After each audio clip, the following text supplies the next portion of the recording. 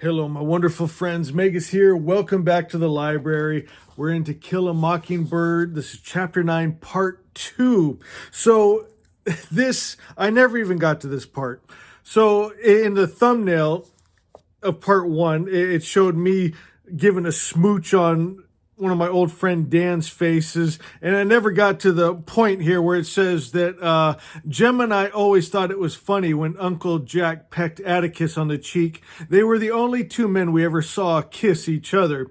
I got my big ha there. And so it was all leading up to the story, but I ended up, just having a freaking nervous breakdown on part 1 and never even got to that section of it. But that was the whole thumbnail with that. And one of our wonderful friends, I believe, was it White Raven? He said, Omegas, you should read Anne Frank's diary. I tell you, my friend, I'm not even joking. Last time I was at Barnes & Noble, had my stack of books. I had Anne Frank's diaries, headed up to go check out.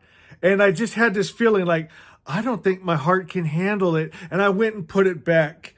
As a matter of fact, I was studying Nietzsche today. We will get to part 2. I got to ramble. You know how I am. I was studying Nietzsche today. And, at the end, he snapped. Like something just cracked. And as a matter of fact, if I remember the story right, he saw a man beating a horse. And it was more than he could take. He was overwhelmed. Nietzsche, he's got a lot of insight. I do not agree with everything he thinks and says, but, like for instance, one of the things he saw was people, they wouldn't question anything. And like he was bringing up that just whatever religion they were given, whatever government they were given, whatever they were told, they just took it. Like they didn't study Christianity, Judaism, Islam, Zoroastrianism, Hinduism, and then pick the best one. They just took the one that was given to them, and then they would fight to the death for their dogma.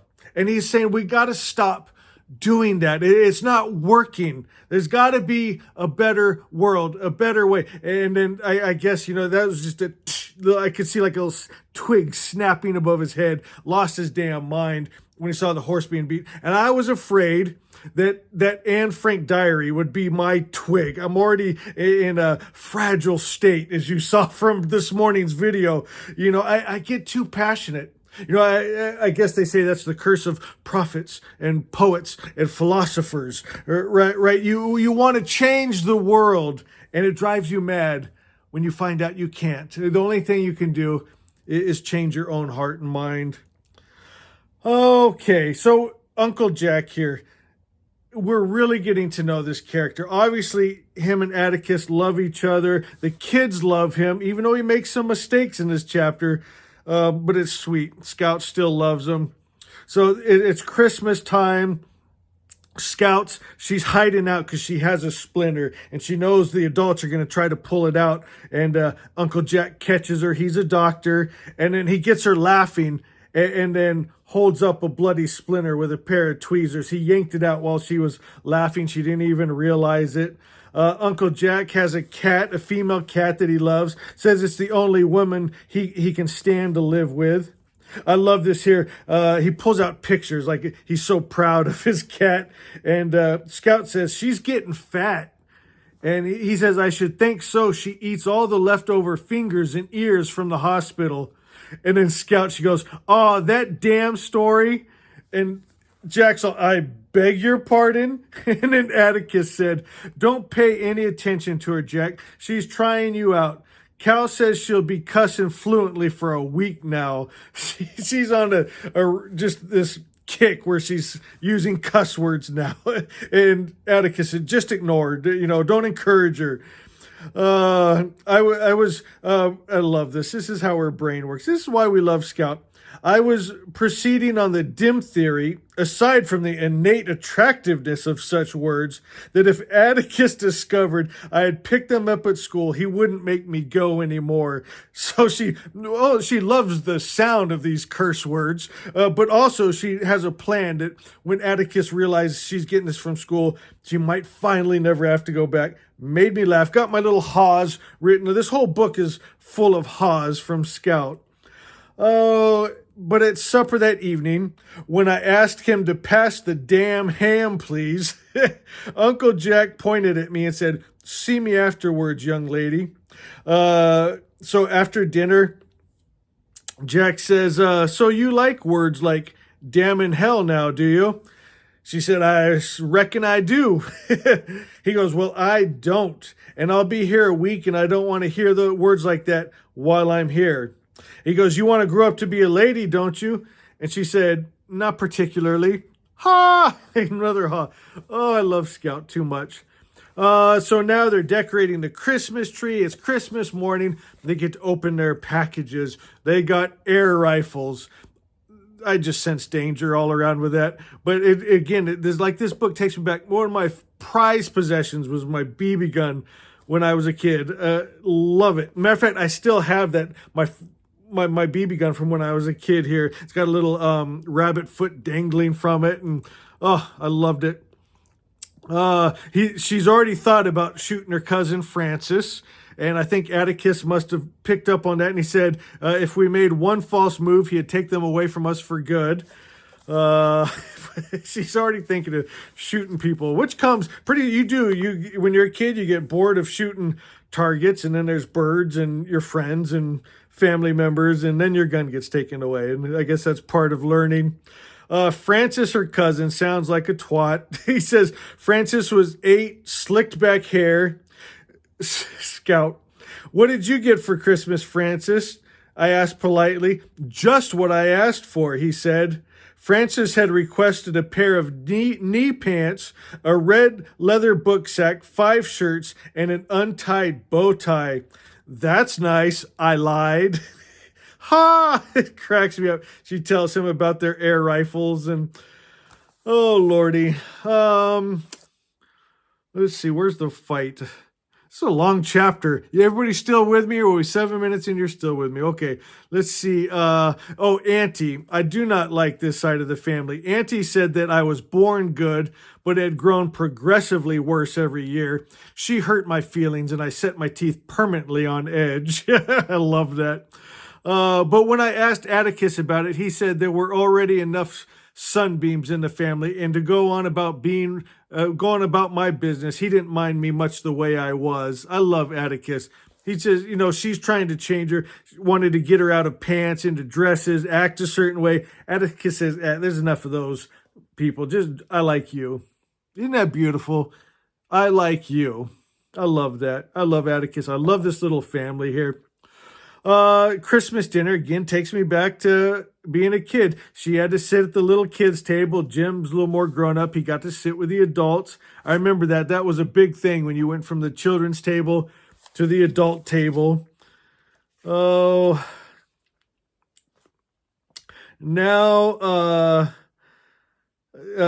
grandma is talking to Scout, says it's bad enough he lets you run wild, but now he's turned into an N-word lover. She says they can't even walk the streets of Maycomb, that he's ruining the family. That's what he's doing. I do not like these people. I'm not going to go off on one of my rants because we already had one today. I've relaxed, got my hot cocoa. I went for a nice walk. I played with the dogs. I'm feeling peaceful. I don't want to go back down that again. If you didn't see part 1, I ended it in tears. Let's see. So now Francis is repeating what Grandma said and calling Atticus names, and that doesn't fly with Scout. You don't talk about Atticus. And so she says, when stalking one's prey, it's best to take one's time. Say nothing, and as sure as eggs, he will become curious and emerge. Francis appeared at the kitchen door. Long story short, she splits his lip, hurts her one hand, so then resorts to the other hand, beating the hell out of him. And Uncle Jack steps in, hears her cussing and fighting and kicking, and he hears Francis crying and screaming for help.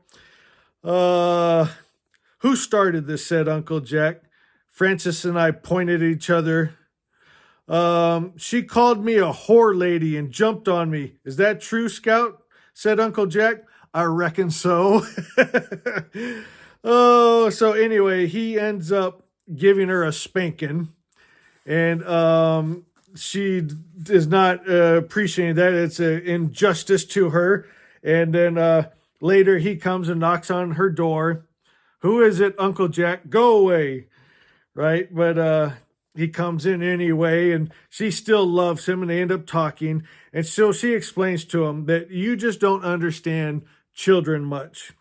Well, in the first place, you never stopped to give me a chance to tell you my side of the story. You just lit right into me.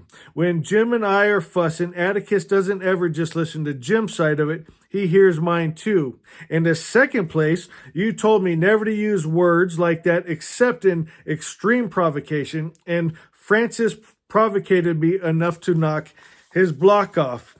Okay, Scout, what is your side of it? She goes on to tell him about the things that Grandma said and Aunt said and Francis said, and calling, Atticus names, the end lover, and that he's ruined the family and they can't, all that. And he, Uncle Jack didn't know about that. He said, I didn't know, now he's repenting of it. He's thinking, I have a lot to learn. Now, this is sweet. Scout asked Uncle Jack, do not tell Atticus about this, please, because he asked me one time not to let anything I heard about him make me mad. I'd rather him think we are fighting about something else instead. Please promise. But I don't like Francis getting away with something like that. He didn't. She already knocked his clock off. So he said, just please do that for me. He goes, okay, I promise you. And he keeps his promise. It's sweet. And he goes and cleans up her little hand and bandages it. They're getting along again. Bad language is a stage all children go through. This is Atticus talking to Uncle Jack. All children go through this stage, and it dies off with time when they learn they're not attracting attention. Hot-headedness, on the other hand, isn't. Scout's got to learn to keep her head, and she has to learn soon with what's in store for her these next few months. Let's see. Atticus, you've never spanked her?